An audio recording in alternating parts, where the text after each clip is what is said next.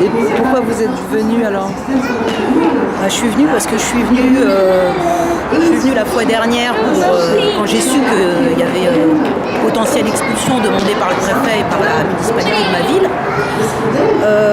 J'ai donc rencontré les familles roms, j'ai rencontré leurs enfants, j'ai vu les conditions dans lesquelles ils étaient. On a eu un petit répit où on a cru pendant un instant, vu qu'il y avait un procès prévu le lendemain, on a eu un petit répit, le camp n'a pas été expulsé tout de suite. On s'est donc rendu le lendemain au tribunal de Melun. L'avocate des familles a magnifiquement plaidé. Elle a défendu donc avec plus de 200 pièces la situation des familles roms en expliquant que c'était des conditions particulièrement difficiles, qu'il y avait des femmes enceintes, des enfants. Elle a expliqué que les familles étaient suivies de façon médico-sociale, qu'il y avait des bénévoles de la Ligue des droits de l'homme qui venaient régulièrement, qu'il y avait aussi Rome Europe qui les suivait, donc il y avait quand même beaucoup de monde autour de ce camp à Choisy-le-Roi. On avait aussi le sous-préfet qui était présent et l'avocate mandatée par la mairie de Choisy-le-Roi. On pensait sincèrement, moi personnellement en tant que citoyenne, je pensais que la plaidoirie de l'avocate était positive et que le tribunal allait en plus en pleine trêve hivernale laisser les familles passer l'hiver. Malheureusement, la décision a été contraire. Le préfet a plaidé la sécurité des familles roms, le risque d'incendie, sachant que l'année dernière, ils n'avaient pas d'eau et pas de toilettes. Et il n'y a eu pas de risque d'incendie l'année dernière sans eau. Et puis cette année, alors qu'on a de l'eau, le risque est plus grand. Donc c'est là que j'ai pas bien compris comment est-ce qu'on pouvait avoir un risque plus important avec de l'eau enfin sur le camp. De l'eau qui a été et des toilettes qui ont été entre guillemets attribuées au camp suite à, encore une fois, une décision de justice parce qu'il y avait un risque sanitaire, mais pas avant. Ça n'a pas été proposé par ni le département ni la municipalité aux familles et on les a laissés vivre sans eau et sans toilette. Alors est-ce que des gens aujourd'hui peuvent vivre sans eau et sans toilette? Je ne pense pas. Aujourd'hui, donc, on a eu vendredi la décision qui disait qu'ils allaient être expulsés, la décision de refus.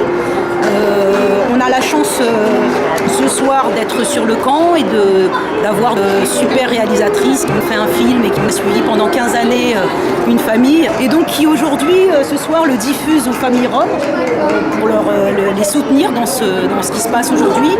Ce que j'ai envie de dire, c'est que expulser pour expulser, c'est gratuit.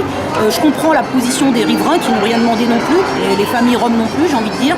Aujourd'hui, ce qu'il faudrait, c'est que les familles et les riverains, tous les riverains, parce qu'on va juste déplacer le problème vers d'autres riverains.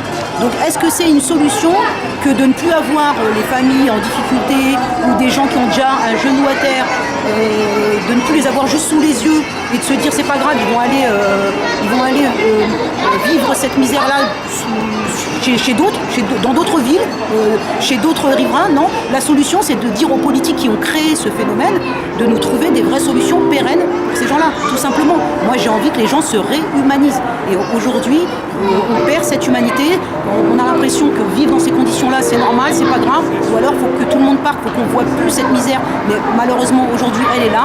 Alors si on pouvait tous pendant un instant se battre contre ceux qui créent ces problèmes-là et leur dire non, on n'en veut plus, donnez-nous les moyens de sortir de ces situations, parce que financièrement, pour créer une Europe de la finance, ça c'était possible. Par contre, cette Europe de la finance, elle a aussi une contrepartie qui est celle-là, ces dérives-là. Et si ces dérives-là, à un moment, le budget ou les finances qu'ils arrivent à faire entre eux, si on pouvait pendant un instant prendre une petite partie de cet argent pour faire que ces situations-là n'existent pas, ou en tous les cas faire en sorte d'avoir les moyens qu'elles n'existent pas, il serait temps de le faire. Mais pour ça, il faut que tout le monde se batte ensemble.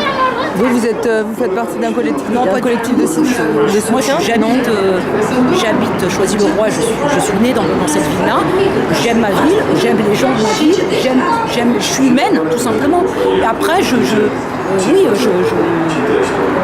m'intéresse bien sûr et je suis la Ligue des droits de l'homme, Rome Europe et d'autres collectifs de défense parce que c'est des collectifs qui défendent des choses de la vie, des choses humaines. Donc je suis pas adhérente d'un quelconque collectif, je suis juste une simple citoyenne et j'espère qu'il y a d'autres gens comme moi on n'est pas obligé d'être dans un collectif pour être humain.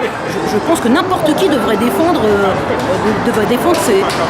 des situations quand on trouve qu'elles sont anormales. Et là, on est dans l'anormalité.